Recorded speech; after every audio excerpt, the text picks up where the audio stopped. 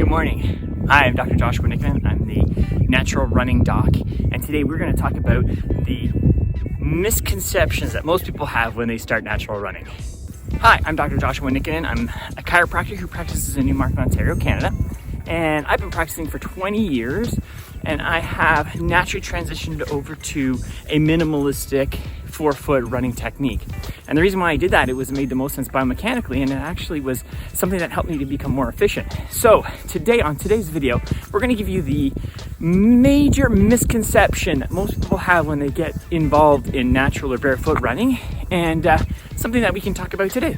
If you like this video, please share it, hit the subscribe button, and hit the bell icon so you can be notified every time we post a new video. So let's get on with the show. So in today's video, as you can see, I'm out on my run. The weather's kind of changed here in Canada.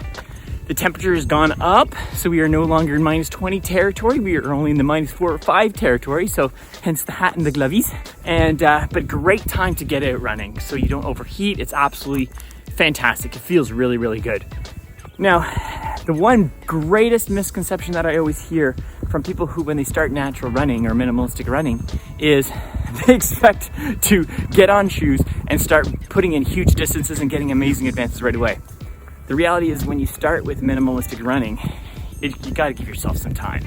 So that's number one misconception, is it's quick. You have to give yourself some time. So that being said, that misconception can be broken down into different levels. And the first one is people put on shoes and they expect to go for long runs. So tip number one really is to expect to do smaller runs. So get your shoes, start running, but start running lower distances or shorter distances. Distances that you probably wouldn't want to do, but you need to do to get to running again. And as you start running in these things, you'll be able to start putting in more and more distances because your body's going to be adapting more.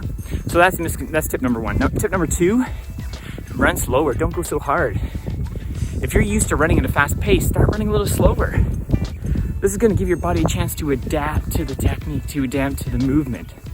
Your whole musculoskeletal structure has got to adapt to this new technique. You've gone in the same pattern over and over again. So you can't think of it as a bad habit. You've run a certain way your whole life.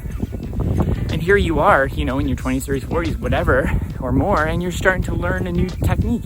It's like trying to write, if your right hand is trying to write with your left hand.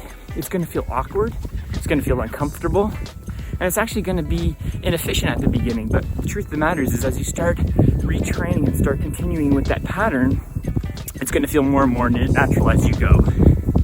So definitely give yourself some time, decrease your pace. One way that I helped me decreasing my pace is getting a heart rate monitor, using my heart rate monitor more effectively. Meaning I'm trying to keep my heart low at a zone 2 heart level. And in a future video, we'll probably talk about heart rate.